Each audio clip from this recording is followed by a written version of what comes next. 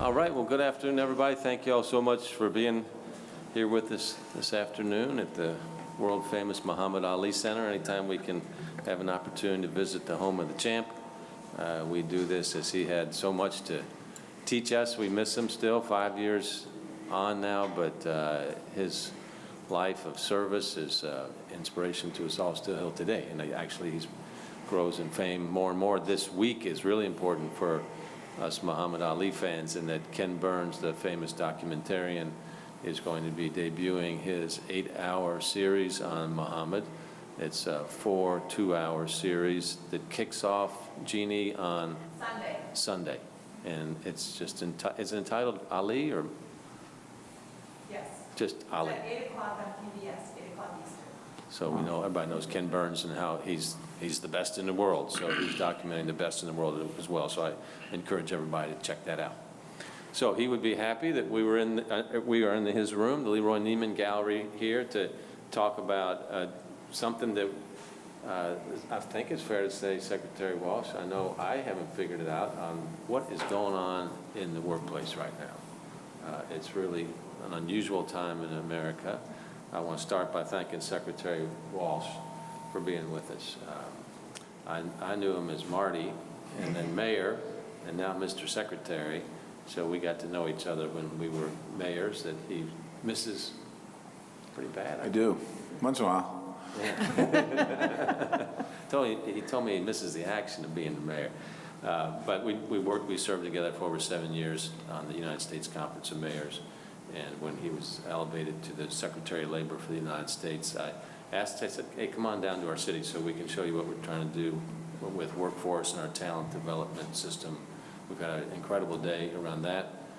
We also went to the Healing Place. This is a National Recovery Month, and so one of the priorities of mine and the Secretary's is to bring more light to the recovery services and the importance for people to reach out when they need help and chart a different path in their life. And now we're here to talk about an issue that is bedeviling much of America, I think, right now, and that is what's happening in the workplace. You know, normally when we talk about like a challenge of getting people back to work, it's because there's not enough jobs. And so we talk about training and talk about the economy coming back, and we're in a different kind of recovery right now. We're really not in a post-pandemic recovery. We thought we might have been, some couple months ago, I guess it was. But the virus had different ideas. The Delta variant in particular has been really dastardly in terms of the way that it's whipping through communities of unvaccinated. It's a pandemic amongst the unvaccinated. And here in our city of about 800,000, we have about 100,000 people that aren't vaccinated yet. And it's just decimating that population, with hospitals almost to the max, not as bad as what you see in some other parts of the country, but still quite a problem. And it's just really slamming our healthcare workers, who went through so much physical and emotional toil for the first bout, and then they thought we were going to kind of get a break, and then it's come back, as I said before. So it's very challenging to us from a healthcare standpoint. But then as we've learned how the economy can reopen and we live with the virus, a lot of people that you would have thought of said, well, I'm going back to my job. They're not going back to their jobs. And they've made decisions along the way somehow to change their perspective toward what's happening with their life. Many people thought, well, it's the government assistance. On the federal $300 benefit, when some states stopped with that benefit and other states kept going, there was not a material change in the states that stopped, which made us think, well, it's not the $300, you know, so what is it? So we convened you all because we thought you would have some insights onto what's taking place in the country right now. And this is very important to us in the city and the country as we try to retool what's going on in America. So we hope to learn from you all today about your perspective so that we can get to work on some solutions. So before we start the discussion, Secretary Walsh, I'd like to turn it over to you. Thank you, Mr. Mayor. And this is an important conversation we're having today. I've been talking to the Chamber of Commerce's around the country. I've been talking to the unions around the country. I've been talking to caregivers around the country. nonprofits around the country, and businesses around the country, quite honestly. And you know, I think a few months ago, when we were thinking about people coming back to work, you know, the Biden-Harris administration has created, I shouldn't say created, but have gotten 4.5 million people back into the workforce. There are still millions of people that haven't come back yet. The pandemic unemployment numbers in about 26 states ended about a month and a half ago, and we have not seen any data showing that showed an increase in participation in the workforce. All of the other pandemic extension ended on September 7th, a couple of weeks ago. So we're interested to see how that will work on the country. I know there's issues around childcare, people not having adequate childcare to be able to send kids back to work, people back to work, and then there's an outright fear of the coronavirus. But I'd love to hear your perspectives on what you've been witnessing and seeing. I was in Las Vegas yesterday, and I spoke to some culinary workers that even the culinary union said that many of their workforce did not come back and not coming back, even though that they pay into a fund where they have pension, health care, and benefits. They're not coming back because people have just made the decision that they're looking for different industries to work in. So I'd love to hear your perspective. And the main reason, two main reasons for that. One is that how do we get people back to the workforce? And two, what type of investment should we be making on a federal level to maybe retrain and redirect workers into industry? So thank you for having us today. Absolutely. All right, well, let's start with the folks on the front lines. So, Angela, that would be you. Maybe you can share some of your experiences, you know, as somebody in the workforce, as a mom. What are some of the challenges that you're seeing and solutions, hopefully, maybe you have some? Yes. Well, thank you all for inviting me. So I'm, like he said, I'm a mom. I'm a single mom, actually. And I also am in the workforce. And so I see both ways. As a mom, my personal experience, it has been very difficult to even maintain the position that I have, just because where I work versus where I live at, there's no transportation for my son to come out to me after school for an after-school program. And so what I also see from a lot of other parents is that although they do not, they can't go back into the workforce because they don't have any adequate child care or transportation to get the kids to child care after school. And so they're making the decisions to just not go to work. And so with that, they're struggling, of course, but that's been really a lot of the conversation is how can we help them in the barrier that they're having, which my barrier and a lot of other parents' barrier is the transportation. How can we get people back into the workforce and provide transportation for their kids to go to? Because at the end of it, we have kids walking around the neighborhoods, they're not making the best decisions, but we have parents like me who is in the workforce and have to make that decision. Do I sacrifice and not work so that I can be with my kid at the end of the day? Or do I work and hope that my son makes the best decisions and gets home like he's supposed to? Or I have to rely on other people to pick him up from school or get him off the school bus, those kind of things. And so it has been very difficult. As the director of the Parkland Boys and Girls Club, I do not have the staff that I used to have. And that has been the reasons, is that they have to, one, they're scared, of course, because of COVID, right? But if you take that out, it is really just them being able to make a decision on parenting. Do they send their kids, do they keep their kids at home by themselves and then they get looked at as a bad parent because their kid is at home by themselves because they have to work hours? The other thing is I work extremely more hours than I used to because I don't have people in the buildings to work. And so you have those people too that are working, and because we don't have people that are in those shifts, they have to work doubles and they have to work longer hours. So meaning that if I work 11 to 7, I'm now working 11 to 9. So that means I don't get to go home until about 9:30, 10 o'clock and have to be with my son. So I miss everything. So he doesn't get to be in after-school programs. He doesn't get to be on the football team. He doesn't get to do any of those things because I am working, but I can make the sacrifice and quit my job so that he could do things, but then where's that income come from? So I think we're in the part of our life now that everything has shifted. People's priorities have shifted. I think what COVID did for us was try to made our mindset come together more, and I think people saw that and they want that family, and so they're having to make those decisions to say, I just can't work, or I want to work somewhere different that can accommodate me in my childhood, or my child, or my lifestyle. And so I think what's happening is that we have a lot of people needing people to work, but they're just not wanting to do that because they have to make these decisions that I think that as the employer, we just don't understand because we're in that decision. And so how can, even as the Boys and Girls Club, how can we try to help our staff with maybe bringing their kids to work, or trying to get them the transportation to bring the kids to work so that they can work? How can, if we work at McDonald's, how can we come up with some kind of babysitting thing at McDonald's, maybe, things like that, to try to come up with ways to have childcare available, affordable, but available for people to come to work so that they're not worried about what their child is doing. I've always been thinking about this, like, what can we do? And I have so many ideas, like, we just need this huge transportation services. And we just really don't have a transportation service really here in Louisville besides, TARC.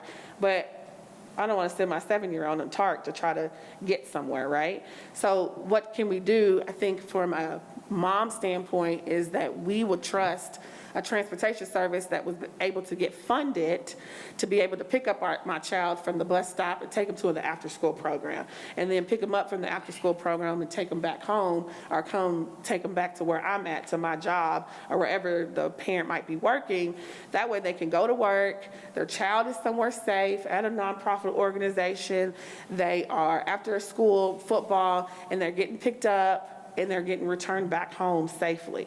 So you're reducing like violence on the street because the kids are getting picked up, they're getting put into something, the parents are not as worried when they get off the school bus, whether they're doing, if they get sick. I think now because you're getting exposed to COVID, now the kids have to stay home for 10 days, and some employers are like, I can't staff you anymore. So now they're just like, I'm not gonna work anymore. So I think we, as an employer, as a director, as a supervisor, as a mom, I just think we need to do better with trying to come up with some solutions and execute those solutions with providing help for parents when it comes to children, grandparents when it comes to their grandchildren, trying to establish some ideas of how we can get them to stay in the workforce. So now they're not there. So how can we pull them back in? And I think pulling them back in would be like, I have transportation for your child. You can bring your child to work. We have a daycare center, maybe a child care center on the side that you can bring them to work. Those kind of things, I think will be beneficial. Well, you're wearing a lot of hats. I do. You're a superwoman, so thank you. I try to be sometimes. And it's hard being a Yes, superwoman. absolutely, absolutely. So Sarah, you're another superwoman. I know you've had both challenges and big victories here this past year. So what's on your mind? We have, well, when I started working for Aramark, they started paying us $10 an hour for new hires, and they would increase your pay every year based on performance by about 20 cents and less. And I knew people who received 6 cents as their raise. Wow. And then we started working with the union, and through COVID, I thought it was not going to happen, that we could organize. But I went with a union rep, and we went door to door, house to house. And in January of this year, we got the union. We voted, and it passed. And so I've been a dues payer since January 19th of this year.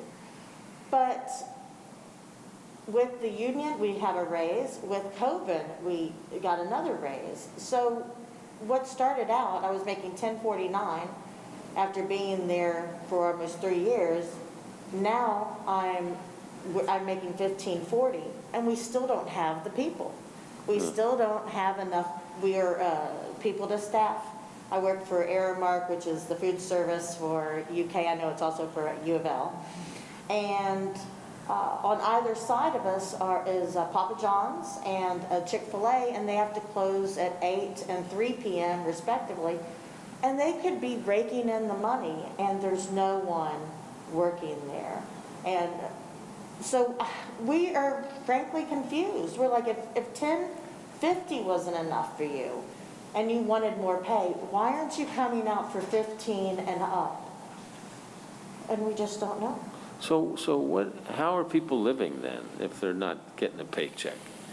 You know, I think they have prioritized family. I think they've prioritized their health, that they think, that they rightly know that COVID could kill them.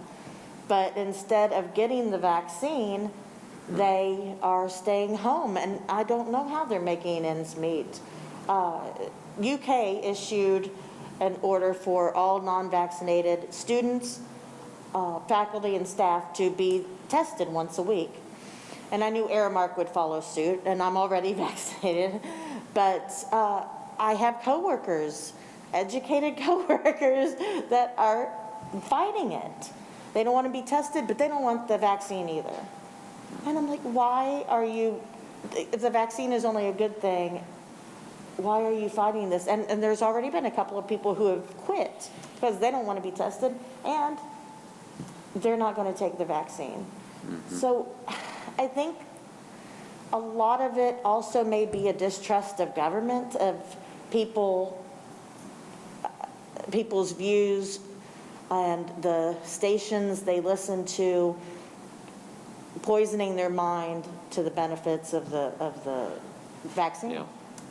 And so they're choosing their freedom versus, or what they think of as utilizing their right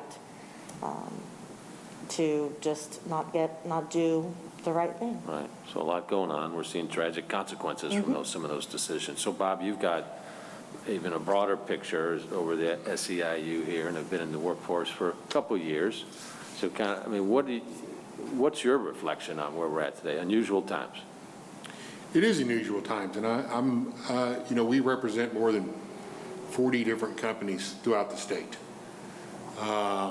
And Sarah's a huge success, and I appreciate her leadership in the organizing. Angela, you reminded me of something. I sat here with Secretary Perez several years back, and Angela said something, and I hadn't really thought about it until she said something.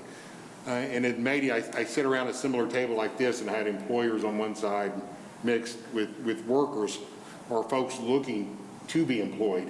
And he was like, you know, I'm working 2 jobs downtown at a gas station or fast food at minimum wage, and I can't get out to the suburbs or to the business parks where they're paying at that time, $13, $12, $13, $14 an hour.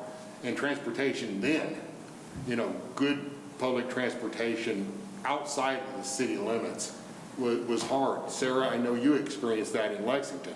You used to ride the bus almost 2 hours? Yes, an hour and a half to 2 hours each way. I have a car since late January of this year. And I've heard that Lexington's system of their buses is particularly bad in that wherever you are, you have to go to a hub and then change buses there. And it just adds an immense amount of time. And I live 3 miles from the school, and it would take me an hour and a half to 2 hours. And, but yeah. I think that's part of the problem that continues to be a problem for the workforce is good transportation. I think sometimes you have to decide, you know, do I pay child care, do I pay car insurance, right? Yeah. And so that's huge for some workers. I will say we've seen a significant increase in wages. COVID has, you brought up the state benefits in your earlier remarks. I kind of give credit. A lot of people blame them for keeping people home. I give it some credit for people actually experiencing what real wages are. And so now when a worker such as Sarah that has survived, literally barely survived at $10 an hour, experienced what $15 an hour or more was like to receive. It's like, this is what I should be making as a worker. This is what I should be making as a worker. And so now we're seeing, you know, I have a list, I don't go through it, you know, Zoller Pump, Smithfield. I'm proud of Smithfield. We represent Smithfield in Eastern Kentucky. When other Smithfield plants were shutting down, we maintained 3 shifts out there, 550 workers that maintained 3 shifts. Not only did we continue our production, but we gained the production from the other plants from other states that were closing down because of the pandemic, because it was like wildfire. And we've seen an increase in wages. We've seen anybody over 60 sent home to protect their health.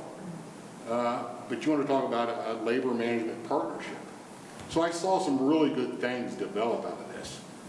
So I think, to Sarah's point, I think people are finally realizing what real money's like, and not minimum wage, whatever, $7.40, whatever, 25. or $10 an hour. They say, hey, this is what I need this is what I want to bring my family up with. This is what I need to live a good life. So I think that's impacted. I think transportation continues to be a real difficult spot for a lot of people when it comes to paying for a house or a car and insurance. Or do I ride the bus and limit myself to where I can be employed at? I think that will continue to be an issue. Yeah. But there are positive things occurring.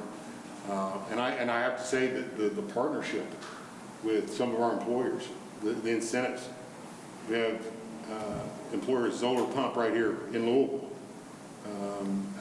giving a $500 raffle every month for people as being vaccinated. So I believe that public pressure from the public sector, from private companies pushing, I do think that's effective, without a doubt. I want to say that. And I'd have to say, you know, we know that, you know, science showed that vaccine makes us safer. And I think we have to continue working in both labor and management partnerships, public-private partnerships to continue to push that. I think that's the only way we're going to succeed. All right, so you're seeing some good coming from what this You know, challenge there's, in a very dark time. Yep, right. And I said, we have over 3,000 plus members in 40 different companies. All of our workers were deemed essential. Yep. Not a single worker were laid off. From distilleries to chemical factories to food processing plants, schools. We represent right here in JCPS. Not a single employee were laid off. We had a few cases of COVID, but again, I'm going to give credit to the companies that stepped up to the plate, provided additional time off, not only for their families, for themselves, for their families, for those that were exposed. Kentucky American Water in Lexington hired a third-party, contracted a third-party child care provide service that offered extremely low rates for those parents that were faced with their children being at home because the schools were closed. Yeah. Said, we need you here at work. So what can we do? We're going to provide child care. Right. So again, to your point, Angela, transportation, child care, I think those are 2 key areas where employers, labor, we're going to have to continue to look to make it more accessible for folks to leave and gain that We have real to, employment. like, establish some, like you're talking about partnerships. And so I think that's what's lacking too, is that we don't have those partnerships, maybe the third party of a child care or a third party of a transportation service. Like I'm trying to work with a transportation service now called Driven by Choice to try to see if we can get vans and buses and cars to try to alleviate some of that and get their kids where they need to be and stuff. But of course, you know, funding's always an issue, so trying to get that together. But I think that is an example of what that company did well, was to contract out someone to give the employees something that's a barrier for them so that they can still come to work. That is what we don't have right now. Well, that's a real setup for Adria Johnson over here, the CEO of the Metro United Way. And Adria has many, she's in a blessed position because she can overview many of the challenges that face us as our society, and particularly here in Louisville, and has resources to put to use on some of those. So you've experienced a lot here over this last year or so. We have, and as has been mentioned here, childcare is an area that we have been paying incredibly close attention to. You know, it is important to us, and we recognize that, you know, a child starting off that is truly ready to learn and ready to thrive in school is key to them going on to live a successful life, and the lift that has for our community. And so, you know, our childcare sector in this state and in this community was already somewhat on shaky ground, and it feels like, honestly, we are in quicksand right now. And I think we've heard kind of the perfect storm of where we are with parents that don't have choice and what that can lend to, and children that aren't, you know, receiving adequate care and that, you know, enriching early childhood that sets them up for success. And now we have a base of employers that are struggling to find an adequate workforce. And, you know, as Mayor said, we are in a unique position to understand in depth what is going on and to be able to amplify those challenges and to advocate for where supports are needed. And if you think about what's going on in Jefferson County, you know, on average, we have about 450 child care providers. And since the pandemic, we have lost about 15% of that capacity. And so we are constantly promoting the need for affordable, accessible, and high-quality child care. But when you think about that loss of capacity in and of itself, you know, you can understand just what that in and of itself does. And when you think about that loss of capacity disproportionately impacting some of our neighborhoods that are primarily black and brown, and not just with the loss of those slots, but even when we aren't in pandemic, most of our child care providers are operating in that traditional kind of 6 a.m. to 6 p.m. space, and we know that that disproportionately impacts our black and brown communities that don't typically work always those first shift jobs. And so we were already, you know, operating at a deficit that's been even more compounded by the pandemic. And we know, you know, when you talk about people aren't going back to work, this sector is not excluded from that, right? We know that on average, the average hourly rate for child care workers is $9.78 an hour. That is very deterring, you know, to child care providers that are trying to get themselves staffed and already operate on some pretty razor-thin margins to begin with. And so when you think about, you know, them having a viable, you know, business, you know, construct around their business and then struggling to get workforce, then that leaves, you know, even less to invest in quality. And when you think about the quality component for this community, you know, we are on a 5-star rating system in the state of Kentucky, and only 30% of our providers here in Jefferson County are in that 3 to 5-star range. And so we are just in this, you know, compounded, challenging environment of not having an adequate, you know, capacity that allows people to work. I mean, childcare is the workforce behind workforce, and so when that system becomes even more strained, then, you know, in some respects, it's not surprising that we see what's going on here. And then when you couple that with all that the pandemic has done, we know that there have been at least 800 cases, you know, of COVID in child care settings. And so you know what that does with, you know, reducing the ability to serve even further.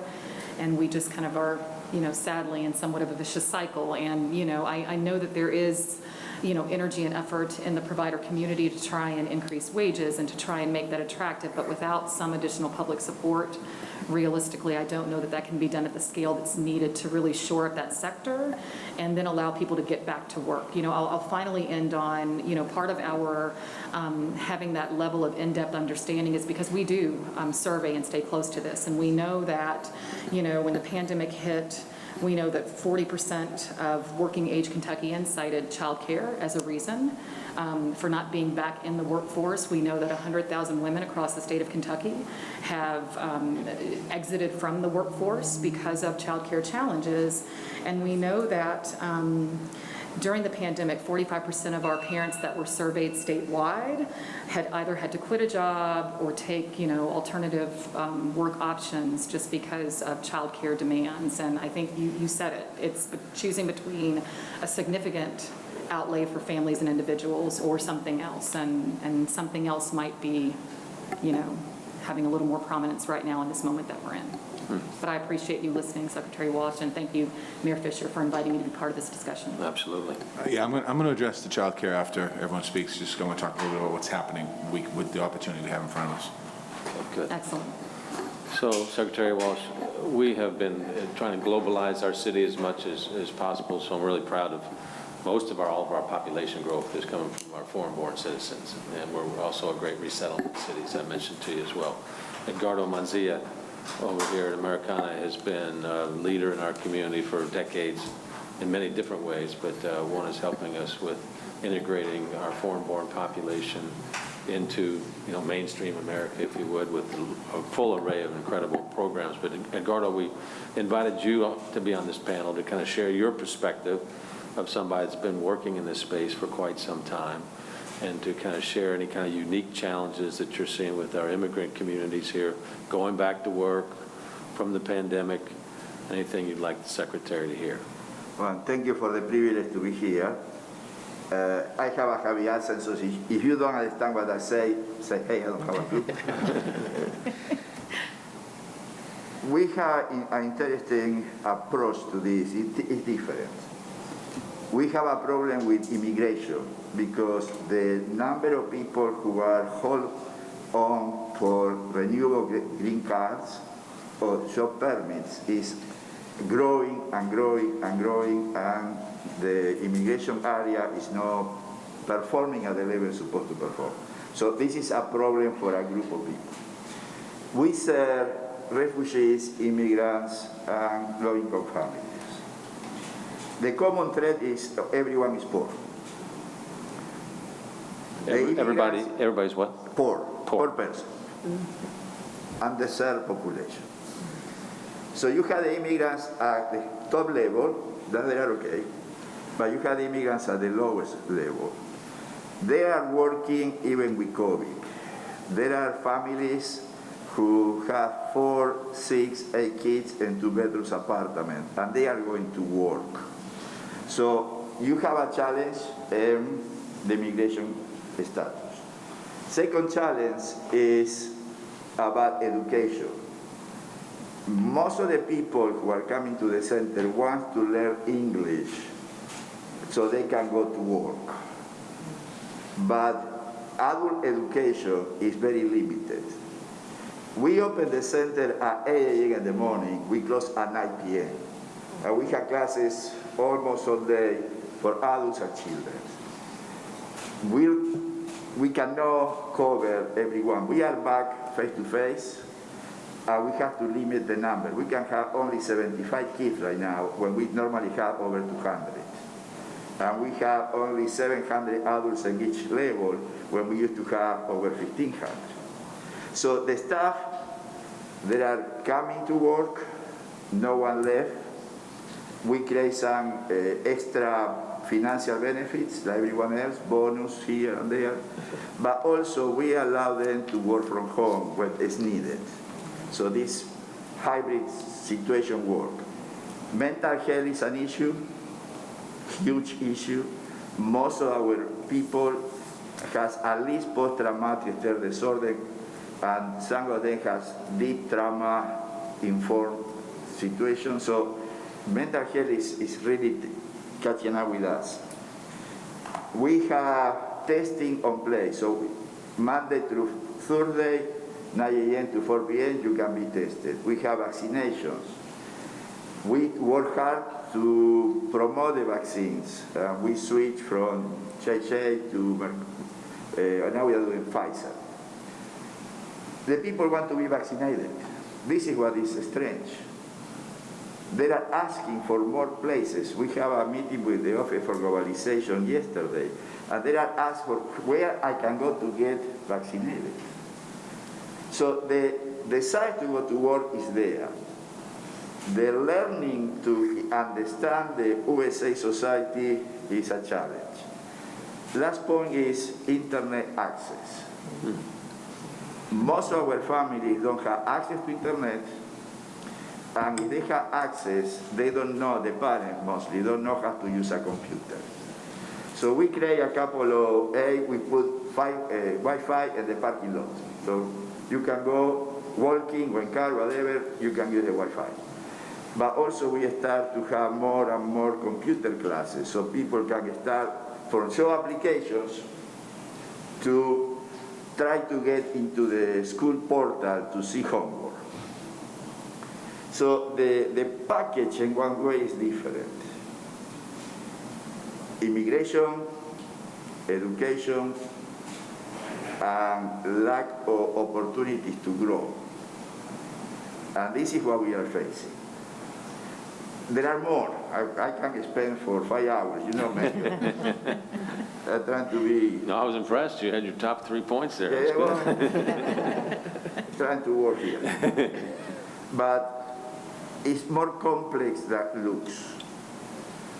When we have people over 100 countries, you have the cultural traditions, transportation. When I moved from Buenos Aires to Louisville, I thought that I don't need a car. 1 week living here, I realized if I don't have a car, I don't have a chance. In Buenos Aires, you miss a bus, the next one is coming. Transportation is crazy for us. But option for childcare is another thing. And the role of the women in our families, because they are isolated. And if they don't get adult education, we talk about the 2 generations education, but we don't educate the parents. So we talk, but we don't do that. Support will be for education and move the people for immigration so they can have the paperwork alone, because we are stuck. Yeah. But people are losing the legal status because the paper is signed in some office. Yeah. Thank you, Edgardo. Let's bring the employer perspective into this conversation. So, Alex, Kentucky Bourbon Barrel, you're in a hot space. I know it. And so your business is growing with the industry. And so you have the challenge, I guess, of retaining and attracting. And so you've got kind of the superstorm taking place in your company. So what's your observations on where we're at, and any ideas on how you can think we can help? Of course, thank you. So we are a full-service used barrel cooperage. We're located in West Louisville, in the heart of West Louisville, and we are a kind of mixture between manufacturing and skilled labor. So there are no work-from-home options. But we've done a lot since the beginning of COVID. We've increased our wages about 30% since 2019. I mean, our general laborers used to make $13 an hour. Now they're making upwards of 20. And then, of course, skilled labor goes up from there. We hired from a few nonprofit refugee organizations last year and earlier this year, and I mean we had success. We hired some Central Africans. We had our training, safety, and attendance documents all translated to Swahili, and we had, I think their retention was not bad. There was a lot of confusion before then. But we really appreciate all the help that they provided. They helped provide translators through interviews and transportation in the beginning, and then they started writing together. And we had some for upwards of 10 months. So they were fantastic. So I want to encourage the support of organizations such as Edgardo's.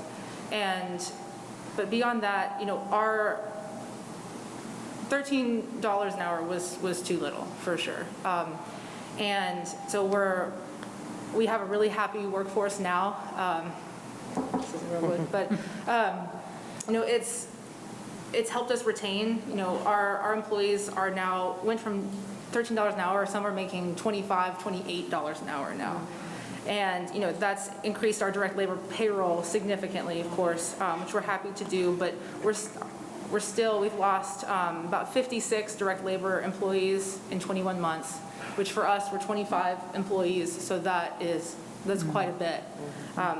We've retained, you know, some amazing people, but we need to get bigger because we are turning business away because we can't handle their needs, our customers' needs. So, but we've conducted many months of daily temperature checks. We paid for equipment, cleaning supplies, masks, hand sanitizer. You know, we've provided education. We provided incentives for vaccines. We are, of course, under that 100. So we're not requiring vaccines. We are 43% vaccinated, but I was telling Bob, we have incentivized, we had $2,500 raffles if you were vaccinated and some $100 gift cards. But that only incentivized about 2 people in our organization. And I think, Angela, was what you were saying, it's distrust in government. It's 100% that. We have a small team. I'm very close with every individual on our team, and I'm very fortunate to have that. A lot of larger organizations don't have that. And I'm not pressing them why they're not getting it, because it is ultimately their choice, and we believe that. We are also fortunate that we have a very large space, and we have 125,000 square feet and 25 employees. We only have 1 position that's even within 6 feet of each other. So I think as a business, we've been very fortunate. But for the mask mandate specifically, we are not in support of it. I think larger companies especially, they are going to get hit so hard because people will quit, they'll get fired because they're not vaccinated, and small companies like us will eat them up because we need them.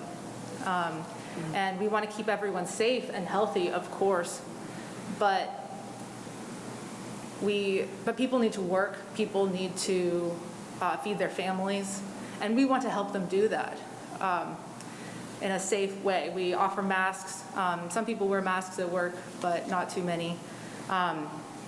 So I do want to say that it seems like a very uneven field, especially during a labor shortage, to make that requirement. But I would say, like, with a couple of the other subsidiaries within our company, vaccinations are, we've been able to vaccinate 75% more of our employees as a whole. So we are working towards it. We do believe in the vaccine, but we do not want to require So it. let me just get this correct. You have 25 employees Yes, and 10 are vaccinated. yes. And the other 15 are not getting vaccinated because They don't want to. you're paying them more. We're paying everyone more, yes. We pay based on production, so. And well, what about the 15, just curious if you had this conversation, the 15 that refuse to get vaccinated and don't want to wear a mask, do they have any consideration for the other people in the workforce they work with that have gotten vaccinated and that could still get the Delta variant if one of the 15 bring it into the shop? Like I said, we only have 1 position that's really within 6 feet of each other. But there's, I don't mean to, I'm not going to debate you, but you're going to interact throughout the day. Sure. You're going to interact at the coffee counter, you're going to interact at the lunch counter, you're going to interact in the bathroom. Your workstations might be 6 feet apart, but at some point you park the car next to each other, you walk in together.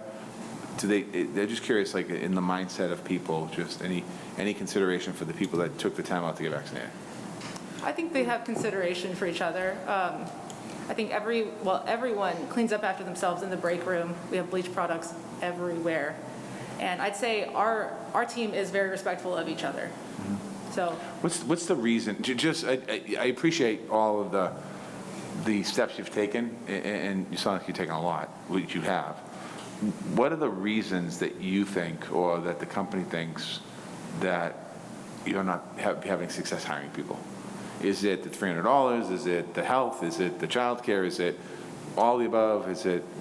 It's child care. The schools have, until recently, been closed, and that was huge last year. It was absolutely huge last year. And we need JCPS, we need it open, and we need it to stay open. Yep. Okay. I'm going to talk about that in a second. Okay, I appreciate of that. That's great insight to have. I appreciate that.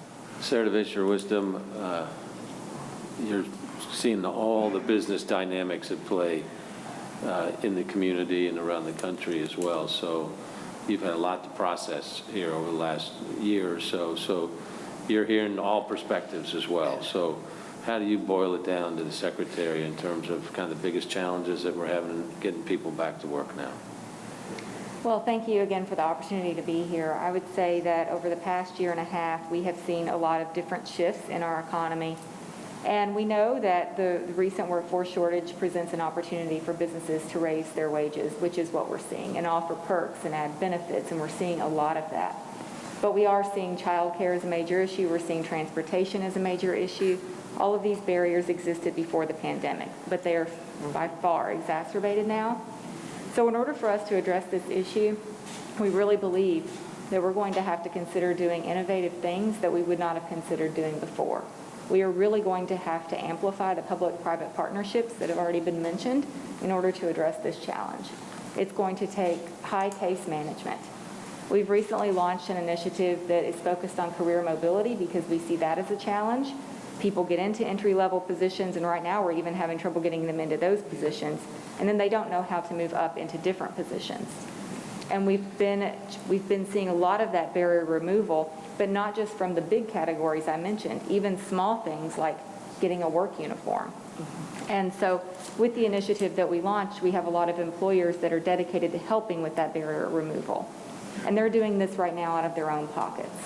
So when we get a participant that can't pay for a pair of work shoes, we're calling the employer and saying, can you pay for these work shoes? But it's not an established program within the employer.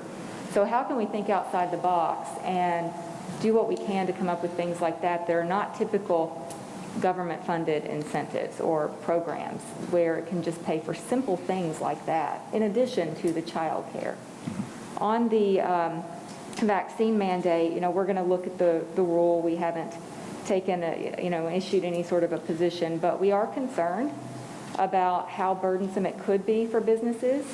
We would love to really understand if there's a way for that enforcement mechanism to not be on the business, but to be in some other group that is accustomed to dealing with vaccine mandates.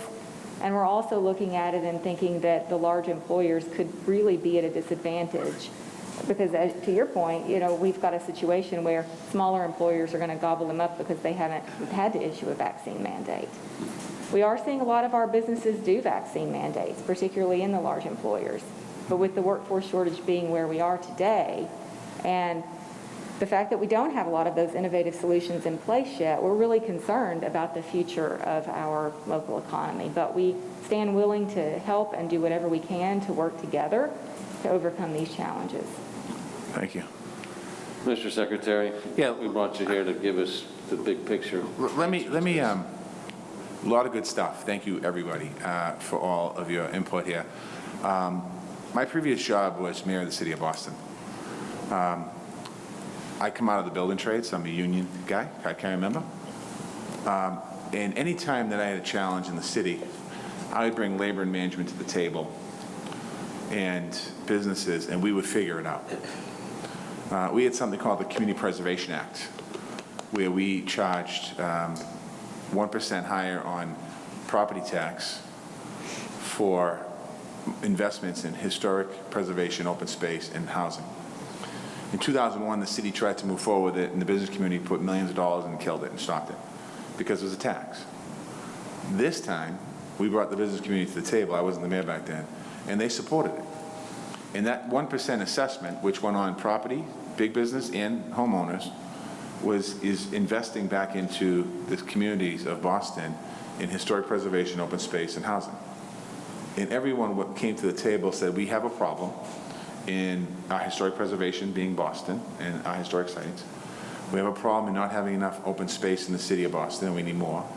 And we have a huge issue in housing and creating more opportunities for housing. And we're able to do that in that space. At the beginning of the pandemic, I had a meeting once a month, or actually probably once every week, with hospitals, businesses, and all the companies talking about the pandemic and how do we help the business community out in the beginning of the pandemic with restaurants and allow them takeout, allow them to booze takeout, allow them to all do all those things to be able to move forward. And then when we reopened businesses, we went against the community in some ways and created outdoor dining spaces so businesses could have their dining outside and could be able to do things. So in Boston, as a mayor, we figured things out how to work together. In Washington, it's completely different.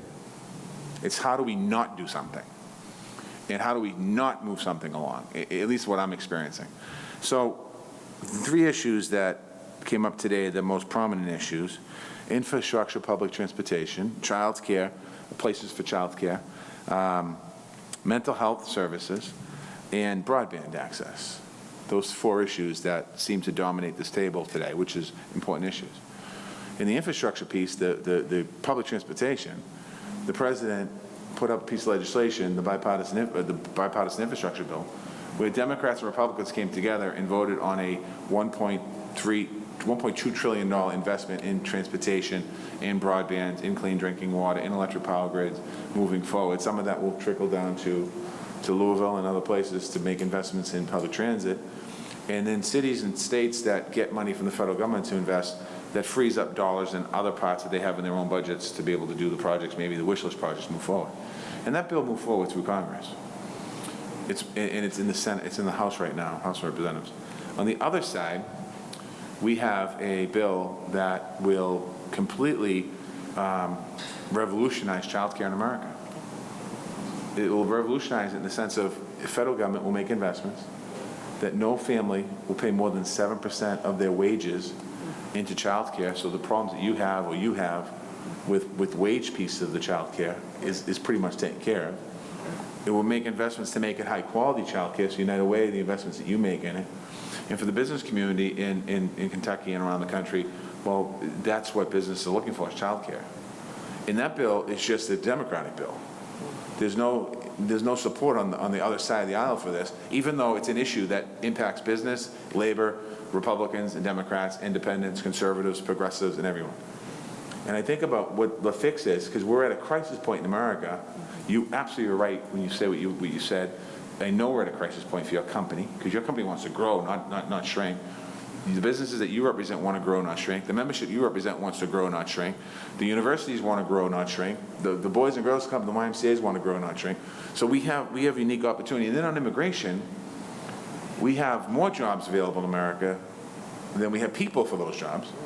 And we have 11 million people in this country that are undocumented that have been here for a long time, and all of a sudden that's turned into a Democrat-Republican issue, immigration, when in fact we could fix it by simply having a vote and creating a pathway for the 11 million people into the citizenship in this country, which will fill the jobs that we all need in this country. So I guess my ask is, or my request is, I need all of you here in Kentucky at this table and around this country to let's come together and support what these bills mean. The last thing I want to do is do an ETS on saying to somebody, you need to get vaccinated because it's going to keep you alive. You need to wear a mask because the Delta variant and the coronavirus has taken 650,000 American lives and millions of people around the world. It's a real illness. It's a real disease. It's a real pandemic. It does kill. There are people in hospitals now that are struggling on life support, and when if they come off it, we don't know what the repercussions are, what the long-term impacts of coronavirus are. I was at the University of Iowa not too long ago, and I was talking to a doctor who specialized in coronavirus, and we talked about the virus. This was before the Delta variant came out, when I first started this job back in April, and I said, what are the impacts long-term on individual bodies if you get COVID? We don't know. How do we end the COVID-19 crisis? We don't know.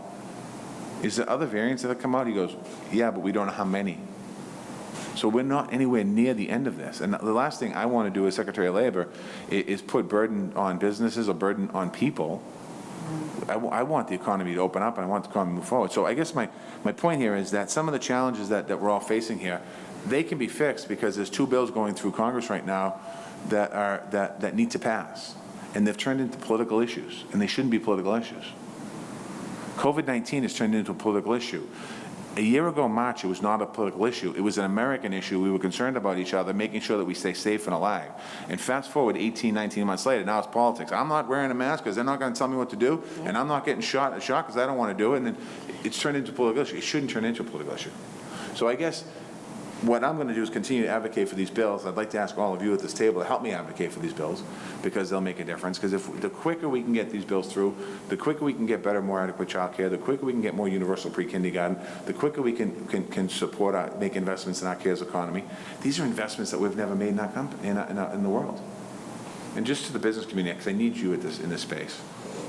When you're a business, and you know this better than I do, Technology has changed the way businesses operate, and data has changed the way businesses operate. And what they do to be successful, the companies that are successful, is they make investments in data and make investments in technology and innovation to keep their companies ahead of the curve and keep them moving forward. What we haven't done in America, in our workforce in America, we have never, or at least in the last 100 years, made a serious investment in our workforce in America. And we have an opportunity. So if you have a company, or I was the mayor of Boston, so I view Boston as a company, I want to make investments in my employees so my employees could carry along and do the work we needed to do. So we need to make those investments. And if we decide not to, because of politics, not make an investment in human infrastructure, I guarantee you, if we come back to this table a year from now, Kentucky Bourbon will still be at 25 people and saying we could have been at 250 people. And the Chamber of Commerce will say we could have done more in Boston Chamber of Commerce and other Chamber of Commerce. Labor unions are going to lose their more membership. And the only people who are going to get hurt are Americans trying to get into the middle class. So I need that support from all of you, if you don't mind, if you could help me with that. It is important. I will look into the mandate. I'll work with you on that. I work with Jim Rooney in Boston, and I'm working with the National Chamber as well on that. And we purposely didn't put smaller businesses in for a reason, obviously. So we're going to be looking, and the mandate is not meant to be a burden, and it shouldn't be looked at as a burden. It is today because no one knows what is in it, but it's not meant to be a burden. A lot of people have said we love it. Unions and companies that I thought would say no are saying yes. So I just think that we're at a different moment in time, reflection point in our country. Last thing I'll say, just for those of you that don't know me, when I took over as Secretary of Labor, when I was asked by President Biden to take the job, I felt the same kind of resistance in the business community as I did when I became mayor in Boston, saying he's only a labor guy. And if you go to Boston today and you ask them about Marty Walsh as the mayor, they'll say we didn't want him to leave because we had 140,000 new jobs for our economy. We created $48 billion in new development, 8.6 million square feet of new work, AAA bond rating 7 consecutive years, first time in the history of the city of Boston. And our public pension employee system will be fully funded by 2024. When I came to this job as Secretary of Labor, I intentionally, myself and Gina Raimondo, the Secretary of Commerce, said we need to work together because this country is divided. And people view labor here, business here, and we'll talk at the negotiating table about how to move together. That's not how it works. It needs to be labor and business together moving forward on how we move our economy forward. So thank you, Mr. Mayor.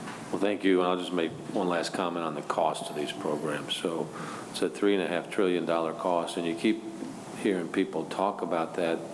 They don't break it down.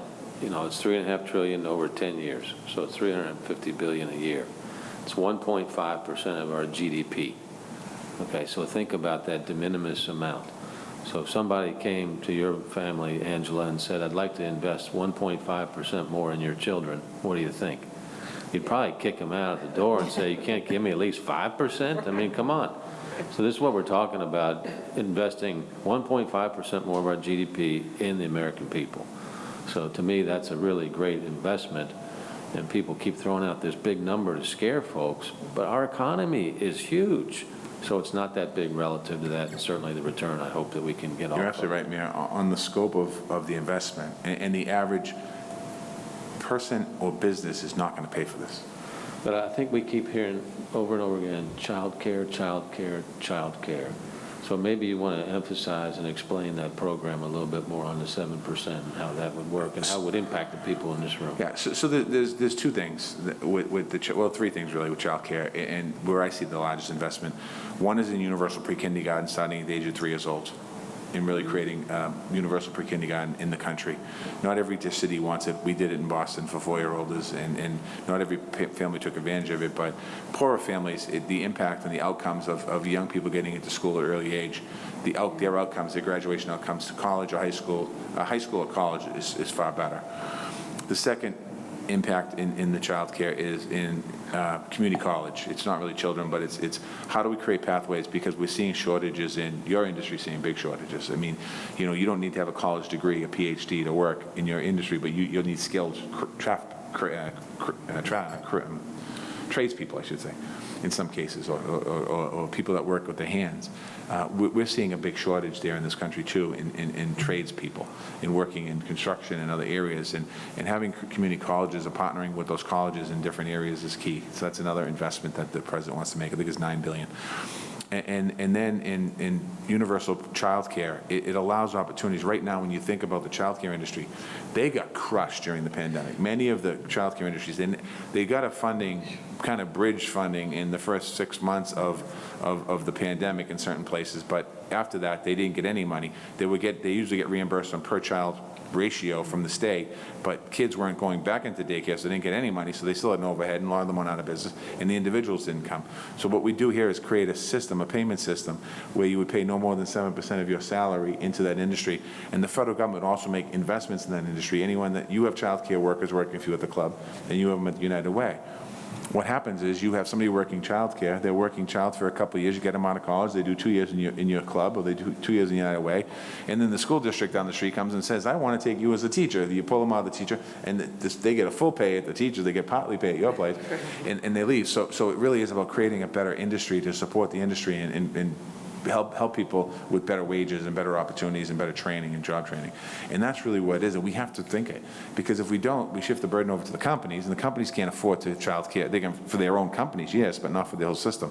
So we really need this kind of universal idea of child care, and then have the pathway after that. And it's still being worked out in Congress. I mean, it could change.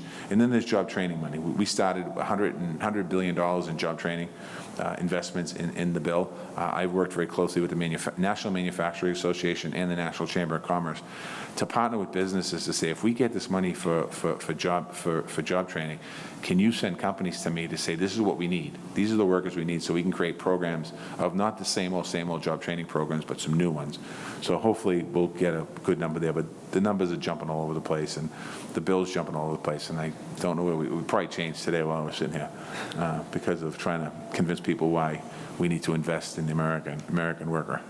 So your all's voice is important, and today was very helpful we were speculating on what we would be hearing in here, and of course, childcare we were thinking about, but you all really accentuated that. Transportation, obviously broadband is a huge part of this as well, that we're working on here on the city, and is also in the bill also. And we're just kind of at showtime for our country right now on a lot of these issues. The world's changing fast, COVID has changed fast. Are we going to change with it? And is it kind of dog eat dog? Or are we going to kind of have a universal approach here from the federal government? So, Secretary Walsh, I want to thank you for your service to our country. I want to thank you guys for being with us here today. And this concludes the panel. Thank you very much. Thank you. Thank you.